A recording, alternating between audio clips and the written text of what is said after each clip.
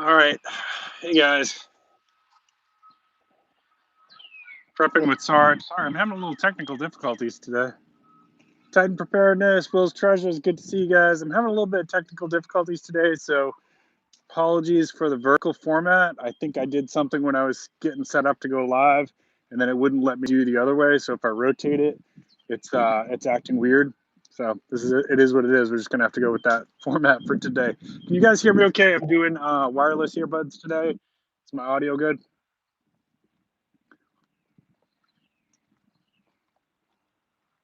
Good to see you, Daily Dan. So we got so many topics we could talk about today.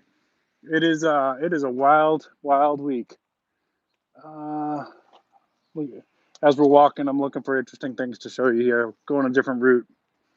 Thank you very much. Appreciate it, guys. Appreciate it. Hey, Patrick. So I think we'll start. By the way, it's Hurricane Preparedness Week, guys. So we'll probably be doing some stuff with that later. Good morning, Digital Prepper. Probably going to do some stuff with that later on. But let's start off talking about the fuel situation. It is crazy. So I'm in the, you guys know I'm in Charleston, South Carolina. And we absolutely are in that belt of areas where the pipeline, if we can't get this thing going, we're going to be in trouble. So we filled up on Sunday. We topped off all of our tanks. And by last night, I was seeing in some of the prepper forums that I'm in, I was seeing messages that people were seeing gas shortages and gas lines all over the southeast. So I'm assuming that's going to spread its way up all along the eastern coast. You know, you could say what you want about that. People going into panic mode, people hoarding, whatever. You know what? I mean, it's just preparedness. I'm sorry. You know, there's a difference between preparedness and hoarding. A lot of times when people tell you don't panic is when, you know, maybe you should be not necessarily panicking, but taking your steps, right? So, you know, being that I'm a city prepper or an urban prepper, I can only store so much gasoline, but we did what we could. And what I recommend for people is get some of those tanks, you know, those jerry can tanks. Those store about like 5 or 6 gallons each. And you got to have a safe place to do it, right? You have to, you know, you can't store it near where there's going to be any kind of sparks or anything like that. They are sealed, you know, make sure that your cans are in good condition. But where am I going? I don't even know. I'm going to cross the street here. Hang on. Upstate South Carolina is doing okay. Not great, just trying to vacation. Yeah, I think by end of today or tomorrow, if they don't start to have, if it doesn't start to look like they're going to be able to get that pipeline going, is when we're really going to see people panicking. And I feel bad for people. Like, I know so many people out here live paycheck to paycheck, right? It's the reality of what it is. So you might not have even had the money to buy your fuel, and that stinks. But I'm not trying to shame anybody. I don't like to do that, but this is why we also talk about financial preparedness on the channel too, so that if this is happening to you this time, then next time, you know, you understand the importance of doing a little bit, putting some savings back, right? All right, we're gonna cut through a parking lot up here. Speaking of urban prepping, I took this route for a reason. There's something I need to film over here after we're done. So this is gonna be kind of a short live stream. So what are you guys seeing where you're at in terms of fuel prices? And are you seeing any gas lines yet? And I haven't been able to check the news since I got into work today, so I don't know if anybody has any update to that story. But I'd be interested in what everybody else is seeing. Hey, Miss Southern Belle, good to see you. You seen any gas lines there? All right, we're gonna cut left here. So I took a different route, obviously. Those of you guys who watch my lunchtime live streams, you know my usual route that I go. And I'll give you a little 360 here in a minute. Let me just kind of get out of the way of a few people. And 269, yeah, I think that gas shortage is what I heard Yeah, I think that we're going to see by tonight prices are going to start to spike up by tomorrow. So if you're on the East Coast, actually, I'm going to say if you're anywhere in the United States, because this is going to impact the entire United States. First, it's going to impact the East Coast, but if they don't get it under control, it's going to impact the entire United States because they're going to have to truck in fuel to the East Coast from other areas, which is going to create some problems in those areas. But again, don't panic. This is why we prepare. So if you're not in good shape this time, just remember this is probably not going to be the last time something like this happens. And maybe it's, look out for gas lines here in Colorado. Appreciate that, Risa. Yeah, get it. Top off your tanks. Top off your tanks if you can. So, will the next time we have this issue be because of a pipeline hack? Here, all stores have been no problem. Okay, cool. Glad to hear it. Will the next time be a pipeline hack? Probably not. Well, I don't know. It could be. Digital prepper. I'm glad you tuned in. Actually, what are your thoughts on this? Like, how vulnerable does this prove that we really are in terms of our infrastructure? Right? Like, if they can knock out our pipelines, I'm assuming that they can wreak havoc on our electrical grid, our cell phone towers, and a lot of other stuff. You know, people in the prepping community, we like to talk about EMPs and things like that,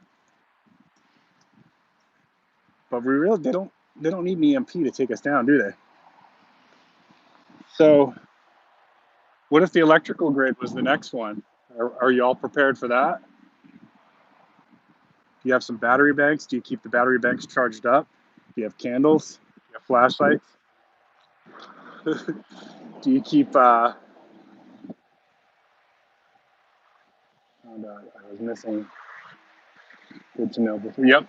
Yeah, and that's what we do too. Titan preparedness is before hurricane season hits.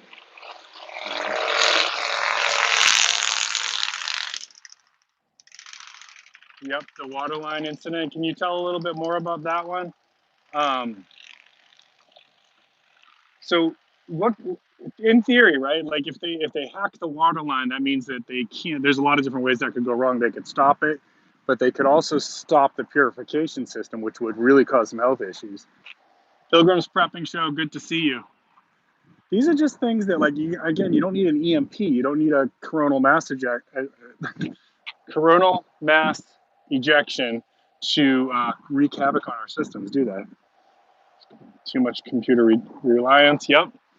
What if they take any of your big banks, right? Any of the top 5 banks. Survival preparedness for beginners. So good to see you. Hope you're having a good Tuesday. I was just watching one of yours this morning. I love what you're doing with the green screen. I need to figure out how to do that because I already have ideas of how I would do it if I can figure it out. All they need to do is if they could screw up the systems in one of those top 5 banks, and you're talking like the catastrophic mess that would cause on Wall Street, people panic selling, people going on bank runs, things like that. Our infrastructure is so old, a lot of times unsecure. So without going into too much details, in healthcare, one of the ways that we try to mitigate the risk of this, okay, this should be a little bit more quiet over here. We'll find a little spot we can talk over here, away from the traffic. So one of the ways that we mitigate it in healthcare is a lot of times the different companies that I've worked at, they'll have their own system, right? Their own. They're not using like a national internal. I'm not IT, so I don't know the right words. Intranet as opposed to internet, right? So it's an internal system, and it's a little bit more challenging for people to hack it. And then the medical records may even be that it's like a home brewed. For a lot of companies I've worked with, had their own home brewed system. So you go in trying to hack it, and it's a very unique system. So it just makes it a little bit more challenging. And I wonder if stuff like that would help some of these public utilities. And the pipeline was privately owned, right? If I understand that correctly. Okay. I think this will be a good little spot up here we can talk. So, oh man, check this out. Yeah. I should do like the Instagram thing and get a selfie next to this car. Check this out.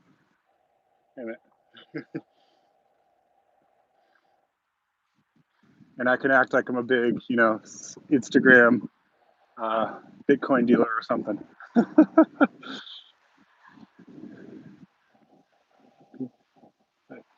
Yeah, this is the new front, isn't it? The cybersecurity. This is the new Cold War. And if you know anybody that's a young person they likes computers, they're in tech and things like that, and they're asking, they don't really know what they want to do. Cybersecurity is a great field to go into, and I think it's going to pay well for people that do that. My brother does some IT stuff and sets up like apartment complexes with their security systems and things like that. When I'm supposed to see him later on this summer and see if I can get him to get on camera here and we can talk about it a little bit, but he's well known in his community, so he may not be able to go on camera. I don't know. I got to get with him, see what he wants to do. He also he's a hiker and he just did Mount Kilimanjaro a couple months back, so I'm pretty sure I can at least get him to talk about that.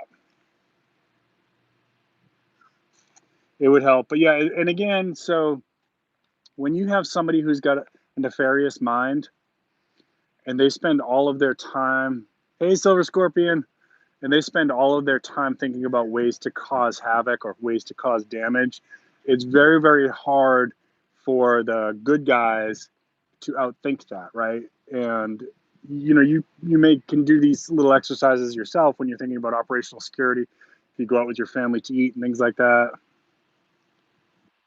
Targeting industry, yeah, I think you're right. Survival preparedness for beginners, I think you're right. So you may look around, and this is a good exercise to do. You may look around the restaurant and say, well, if something went down in here, what's our exits? Where can I see the entrance from here? Let me look around and just kind of people search. Who in here looks like they, if I needed to get some help getting somebody out of here, who could I call on for help?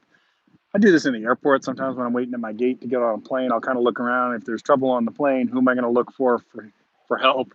Who looks like they're young, strong, fit, that kind of thing. But even then, right? Like even then, if you're one of the good guys and you're trying to outthink the bad guys, you're always one step behind. Because if you put your mind to thinking about the other way, it's good, right? Good reset. It's good. Good operational security to practice that, and also just thinking about like fire exits and stuff like that. If there was a fire, about 20 years ago, there was a bad fire in this nightclub in Providence. This is when I was living up in Massachusetts. The station, you guys can look this up, and over 100 people died in the fire because there was like one or two exits out of it. What is around? Yeah. And if you guys are into rock or heavy metal, the band Great White was playing, and they had a pyrotechnics show there. And the building caught on fire, right? And so everybody tried to pile out that front exit. And I don't know how many exits they had in that building. It wasn't a lot, but basically you have hundreds of people trying to cluster out one tiny doorway. And a few people tried to bust out doors. Yeah, Daily Dan, you remember that one? So sad. It was terrible. And a lot of young people died in that. It was just, obviously there's things that could have been prevented. They probably shouldn't have done a pyrotechnics show inside that building anyways. But maybe if back, never to the door. I feel the same way. In fact, my wife knows. She says, those of you who do CCW, she'll say, where do you want to sit? She leaves that up to me. Not that, believe me, my wife she knows how to defend herself too, but she kind of leaves that part of it to me. And when we practice martial arts together, believe me, guys, she can take me down quick. She knows what she's doing. It's hard to outthink these bad guys. It really is. They're always going to be one step ahead, but there's probably things that we can put in place.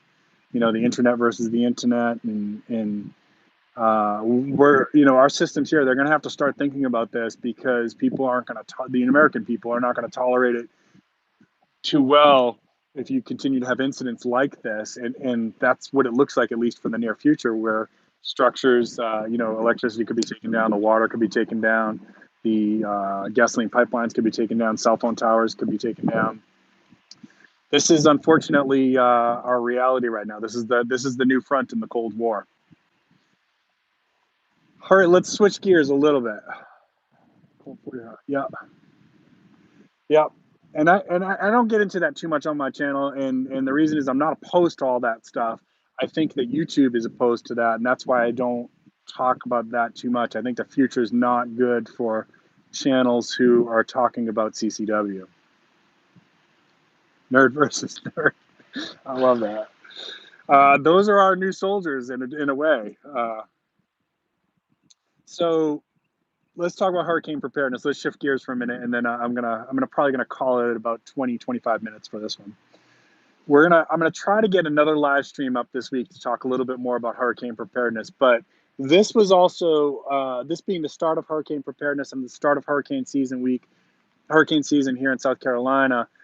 Gasoline is one of those things that this was one of the lessons that I learned when I moved here. That's one of the first things that disappears. So our first hurricane here was maybe Matthew. Honestly, I'm sorry. We've been through so many of them. It's hard for me to remember.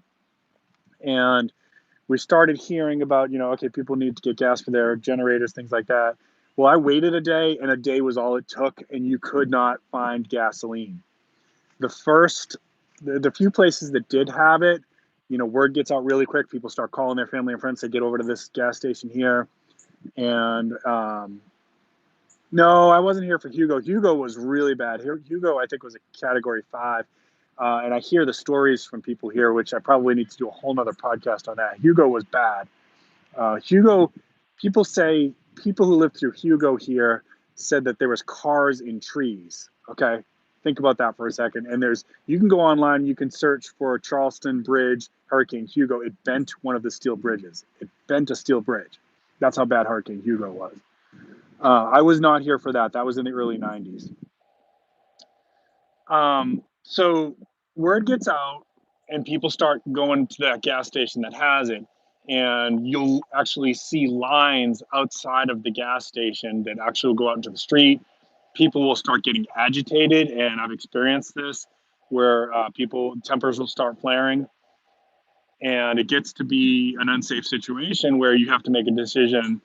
Do I go without gas, or do I risk getting into a fist fight here over a gallon of gas and riding out the hurricane in a holding cell when my family needs me at home, or my family needs me to help them evacuate or whatever. There's a lot of factors.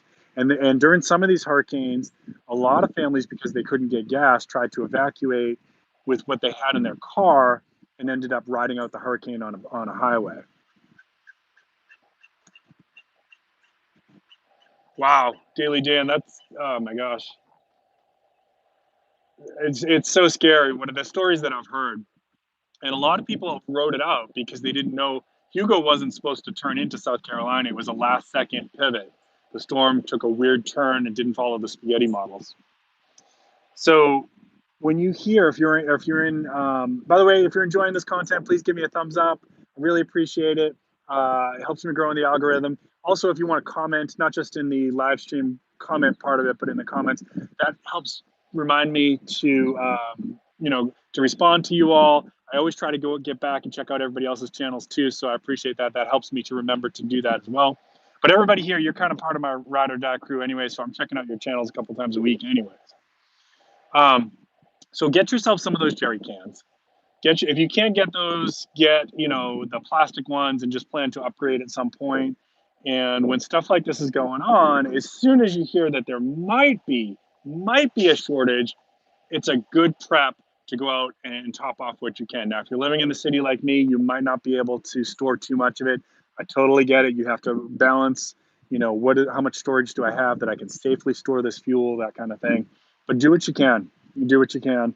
And the next prep that I would say for hurricane preparedness is make sure you've got, hey, Sean, thanks for joining us. The next prep for hurricane preparedness is as soon as you hear that there might be a storm, get some cash, some small bills, 1s and 5s and 10s.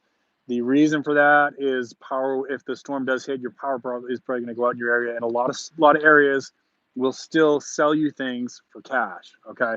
And I've experienced that. If they can't run the credit card machines, the debit card machines, that kind of stuff, though, a lot of times they'll still do it with cash and a calculator. So always good. Not only that, I know in our neighborhood, when people have lost trees, things like that, the utility companies will come around and the private companies will come around, start to get power restored. If you've got a tree on your property, let me tell you something, cash talks.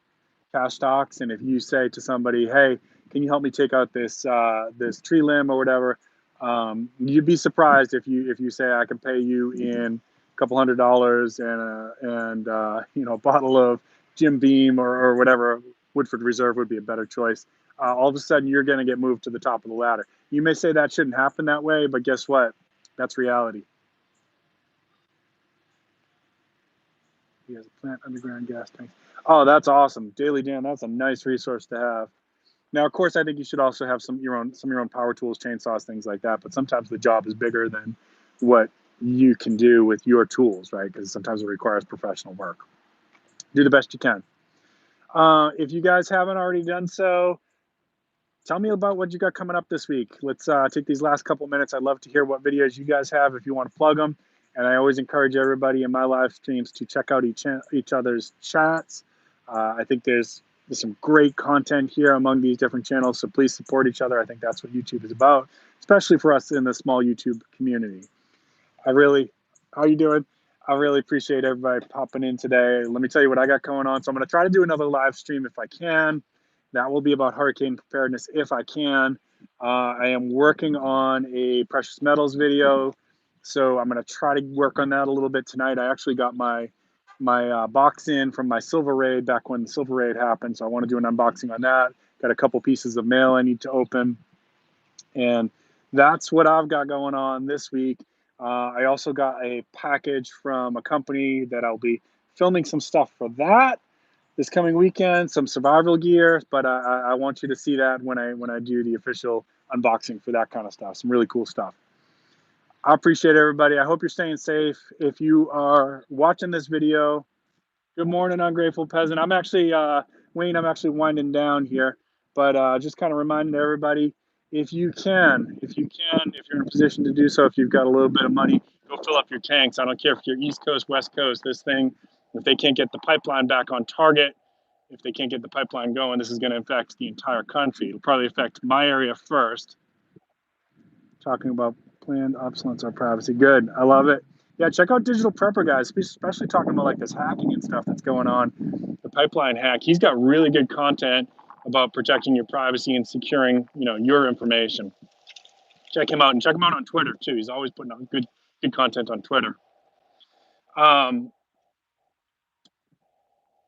Get your gas, guys. That's and if you don't need it, if they get this pipeline back on track tonight or tomorrow, then you know what, you're going to use your gas anyway. So there's no harm. That's a prep that basically costs you nothing. You're just maybe a little bit more in price than you would have paid, but well worth it for the security.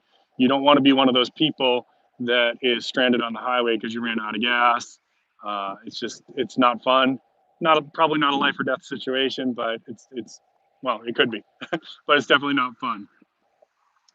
All right, I'm going to head on back to work here. I hope everybody's having a good Tuesday. Keep planting your seeds, keep stacking your silver, fill those gas cans. This is Prepping with Sarge.